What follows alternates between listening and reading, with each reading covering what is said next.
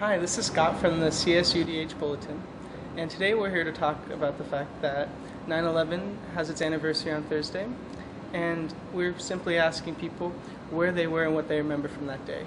In New York at the time. I was 16 at the time, about to turn 17, and I was getting ready to go to school. My mom was asking me whether or not I was going to go to school. I was debating on that. The first plane had already hit the building, so I went up to the roof of my building, which has a clear direct line to the both towers, and you could see one of the buildings already smoking.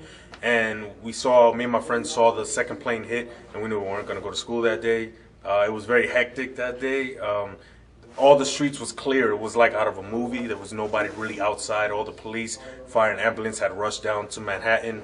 Everybody else, the residents, were inside their apartment buildings. And within 40 minutes of the second plane hitting, there were National Guard and reservists that were leaving their apartments to go to their units at the time.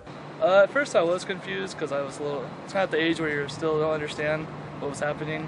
But I remember just clearly the pictures. It was kind of scary at first because you saw this big building burst into flames, and then one just finally just collapsed, and you're just you got the idea. Then you saw the planes hitting it. What I remember about 9/11 was I had recently had a baby, and I was at home with her, and my husband called me to turn on the TV, and when I turned it on, I could not believe what was going on. I really thought it was something staged. I don't know. I just thought it was just really, really devastating. I couldn't believe it. I mean, I went to the news. I mean, it was very uncomfortable to see all that situation that was going on. I was in high school in Redondo Union High School, Redondo Beach, sophomore year. Walking into my econ class, the professor simply sat us down and let us know that it was something real, and turned on the TV, and I felt a bit disconnected because I wasn't sure how my feelings were. I got up that morning, turned on the television. I was preparing myself and my daughter for our day. I had to take her to school and I had to go to work. Well, I turned on the television because I like to watch Channel 7 News before I start my day, and I was in shock.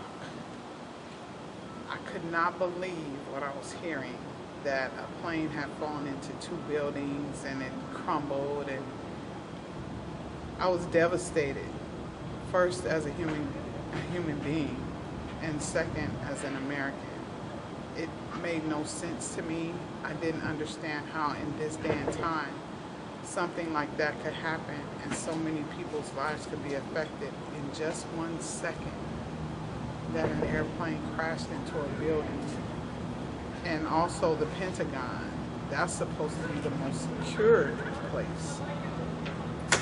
I couldn't believe it. I think sometimes I still have a hard time believing it. I still have a hard time understanding it. I can't explain it. Although I have to come to the realization that it happened.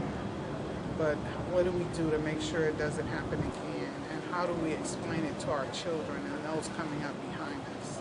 What are we going to do as a society, as a human race? We should be more conscious and more caring, not just of ourselves here, but on a global scale. We should be more conscious. Morning of September 11th, 2001, I was teaching at Bloomsburg University in Bloomsburg, Pennsylvania, an 8:30 in the morning class, technical writing course. And one of the students said to me, somebody ran a plane into the World Trade Center. And I thought, wow, that's horrible. That's a really bad pilot. Geez, what happened? Et cetera, et cetera. And didn't think much about it. Class went until 9:45. By the time 9:45 happened, the second plane had hit the second tower. And all hell had broken loose, basically. My first reaction was not again, because the World Trade had gotten hit before through the bottom floor. I was a bit nervous. I thought we were actually being attacked by missiles for some reason, that was coming. Watching the news, saw the Pentagon got hit. I knew it was an act of war immediately once you hit a military target. I was nervous, scared, a bit patriotic, I guess the best way to put it, because soon thereafter I joined the military to go fight for my country.